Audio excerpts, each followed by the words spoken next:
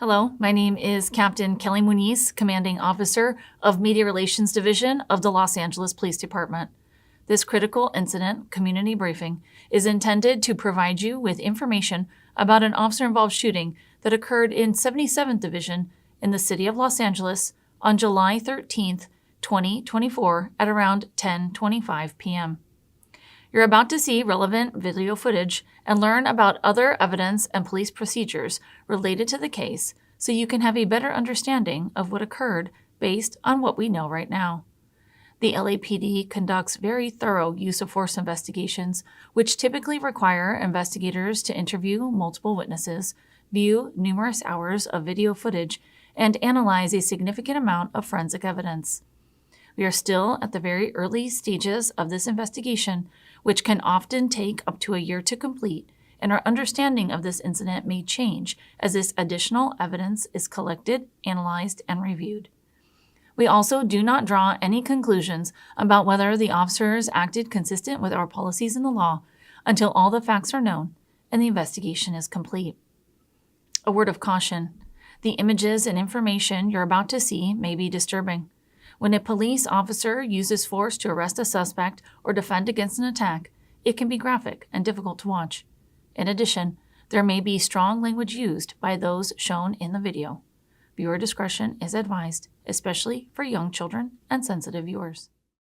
77th Division plainclothes vice officers were in the area of 66th Street and Figueroa when one of the officers observed the occupants of a silver Cadillac wearing ski masks involved in a possible dispute with the driver of another vehicle.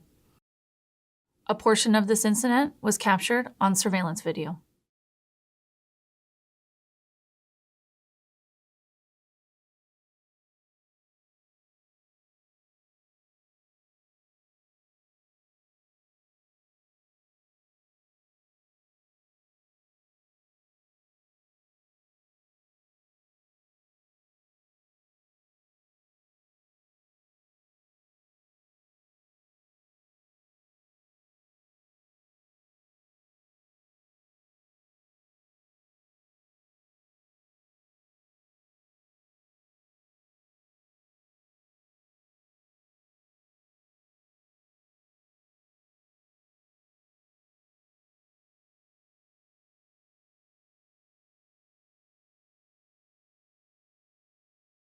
That information was then broadcast to other units in the area.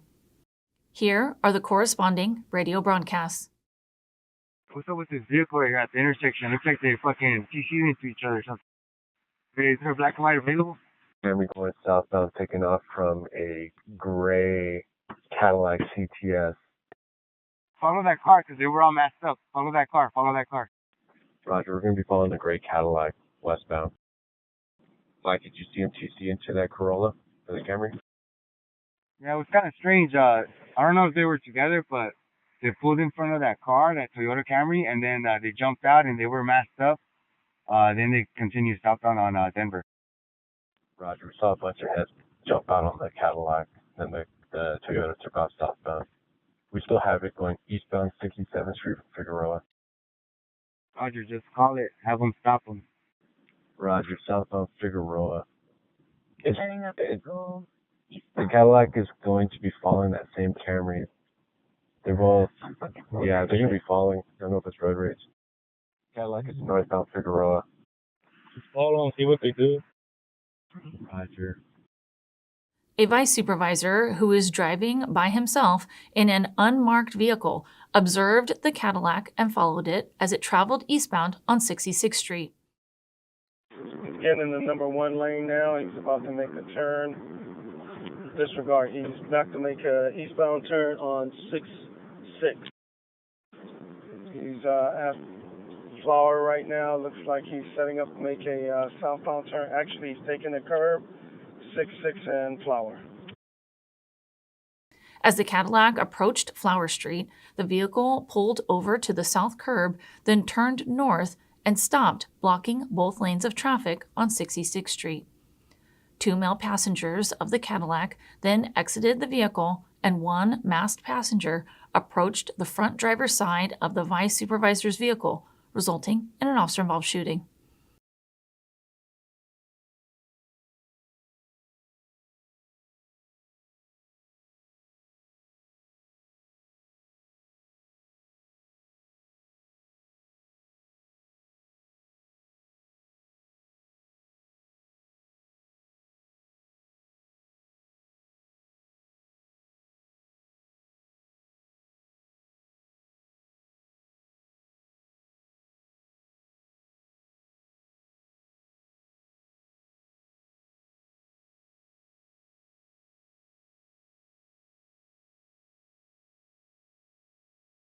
Here is an additional radio broadcast.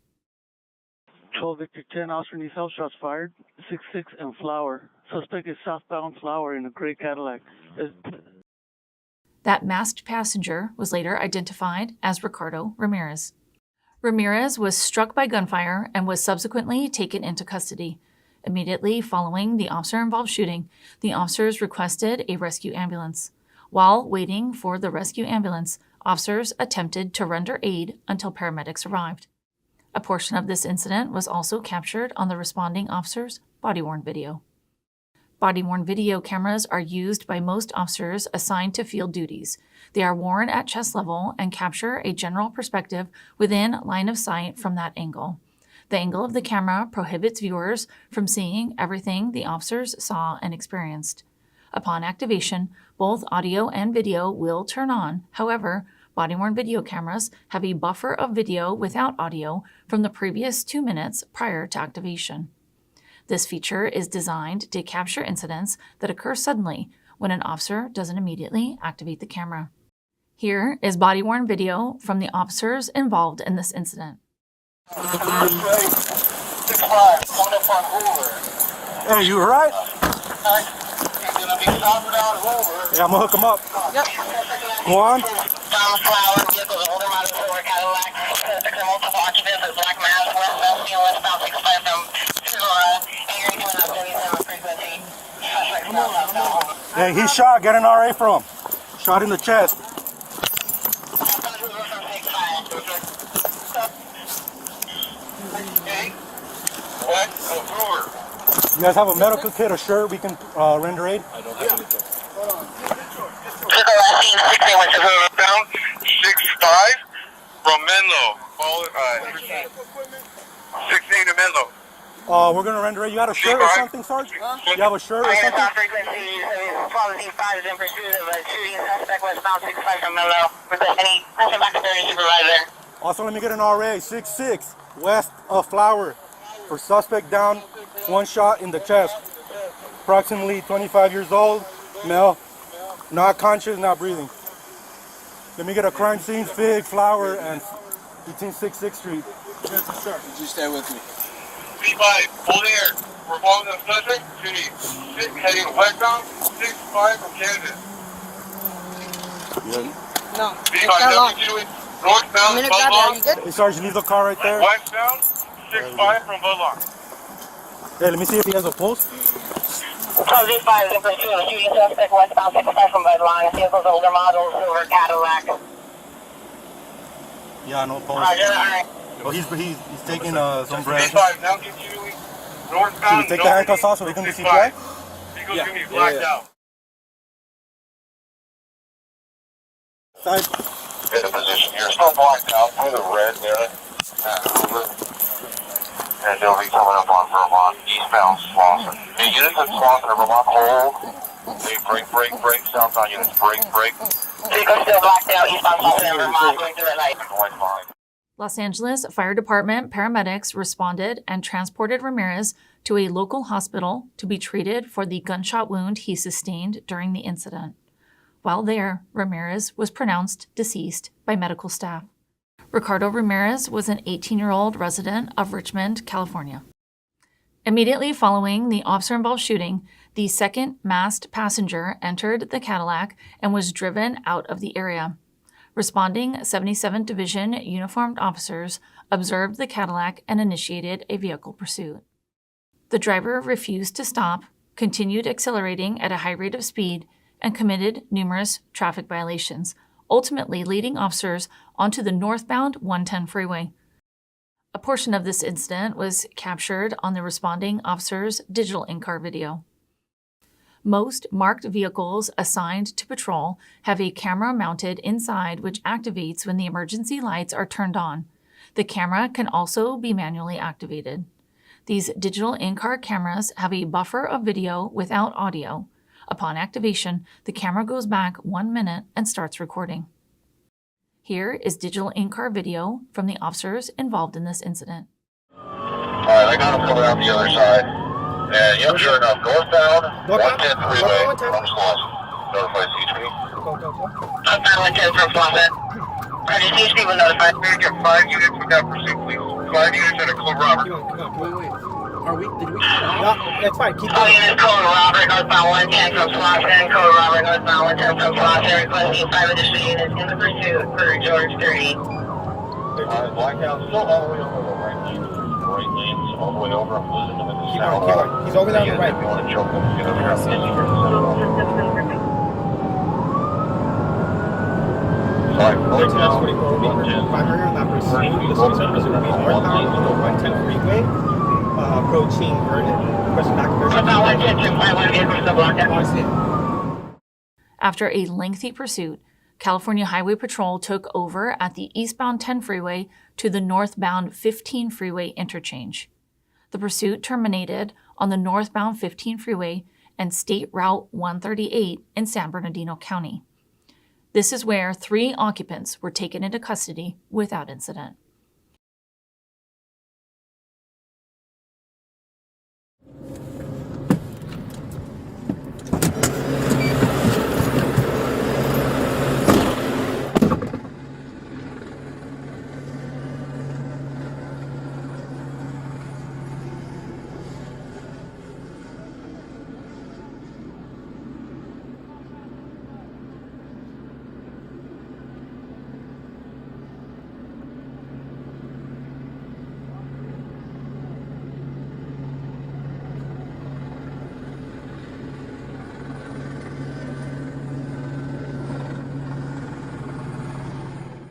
Here is additional body-worn video from one of the officers involved in this incident.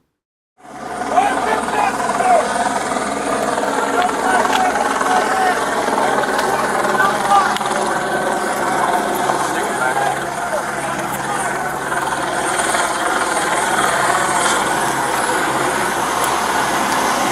that right here? I can see. You got the audio? Oh.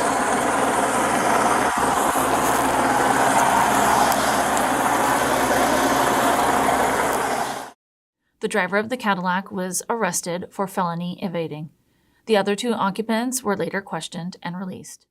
The driver of the Cadillac was later identified as Israel Dezama.